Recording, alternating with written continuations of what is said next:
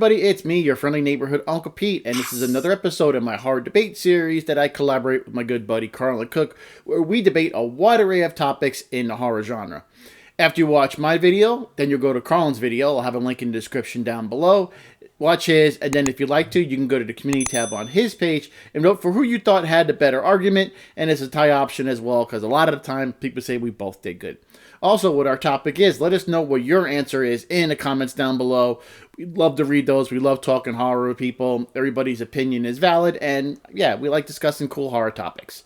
And we both read all of our comments, so that'd be really cool. So, this week, we're discussing who is the best final girl in horror. Now, when discussing this topic with Carlin, he and I decided to not pick the big ones out there. Laurie Strode, Nancy Thomas, Ellen Ripley, so on and so forth. Because I think those are pretty easy choices for a best final girl. We wanted to make this topic a little bit more interesting, and I feel I have an excellent candidate for the best final girl in horror. I selected Michelle from 10 Cloverfield Lane, played by Mary Elizabeth Winstead. This film's about a young woman, Michelle, that's held in an underground bunker by a man, played by John Goodman, who insists that a hostile event has left the surface of the earth uninhabitable. This is a sequel to the found footage film Cloverfield, released in 2008. 10 Cloverfield Lane was followed by Cloverfield Paradox. Now, what makes a great final girl? Well, I believe it's a character who embodies resilience, resourcefulness, and relatability, often becoming the audience's emotional anchor amidst all the chaos that whatever's going on through that film. This is, for me, 100% Michelle. So when the film starts, we see that she just left her fiancé after an argument. While driving her car, it's struck and it goes off the road. She loses consciousness. She wakes up in an underground bunker and is told by Howard that there's been an attack that's left the air outside uninhabitable. He tells her that he saved her life by bringing her down there, but she's skeptical from the start. So, throughout the film, she starts to question Howard and his intentions. She also starts to develop a plan to escape the bunker, even if the air is contaminated outside. She's very resourceful here. She makes a makeshift hazmat suit out of a shower curtain and some plastic bottles. She was a fashion designer, and she used those skills to make a suit and plan her escape because she knew that she was a prisoner. So, for final girls, I think a great final girl undergoes a significant character development throughout the story. She may start off as ordinary or even a timid character, but grows into a formidable survivor by the end. And I think that's an excellent way to describe Michelle, because you would say the same thing about Nancy Thomas and Laurie Strode and even Ellen Ripley. So we know very little about her when the movie starts. She's placed in this horrific position. She wakes up in an accident from a bunker with the leg in her cast, and she's chained to a wall. Of course, she's not going to believe Howard right away. Who really would?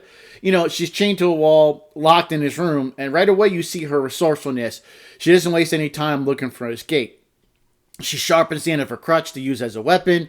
She uses matches she had in her bag to set fire to the ventilation system to get Howard to open the door. But her plan doesn't work. But you do start to see glimpses of what Michelle really is made of. And because she faces physical and psychological challenges, but she always remains focused on a goal of escaping and surviving. Throughout the film, you see how she's observing everything, and she never stops looking for escape, as I previously mentioned. Despite the terrifying circumstances, she does exhibit great courage and tenacity here. She still has those, she's relatable because she experiences fear, as anybody would. But she doesn't let that fear paralyze her. Instead, she uses it to fuel her determination to get out of here, find out what's really going on. And Mary Elizabeth Winstead did excellent in this role. She was so believable. Now, the dynamic between Michelle and Howard really adds a lot of depth to the role of her as a final girl. Howard is both a potential savior and a threat, and that creates a great complex relationship between him and Michelle that she has to kind of carefully navigate. She's not sure what to do here. But her ability to manipulate and outwit Howard often, demonstrates how strategic she can really think. Now, another reason I feel she's one of the best final girls is she has similar qualities to Laurie Strode.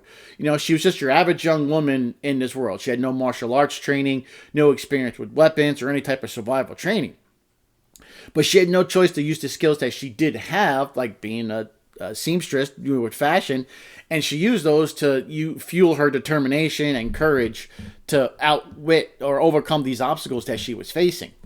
Now, what seals the deal for me, what makes her one of the best final girls, is what happens after she escapes the bunker. She was great until then, but after what happens, she escapes the bunker, what happens to her? Once she's outside and she realizes that air is okay to breathe, but she realized that respite doesn't last long. She sees that there has been an alien invasion. Before she can escape, the large alien craft does try to capture her. But she's able to take down this giant alien craft with a Molotov cocktail. And she does this all by herself while most people would have given up. She doesn't stop fighting to the very end.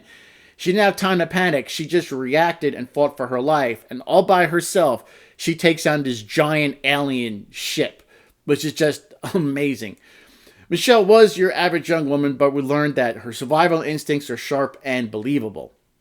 Her actions are guided by her sense of self-preservation, and I think it makes her decisions realistic and relatable. That's why, for me, she's one of the best final girls. She's relatable to your average person out there.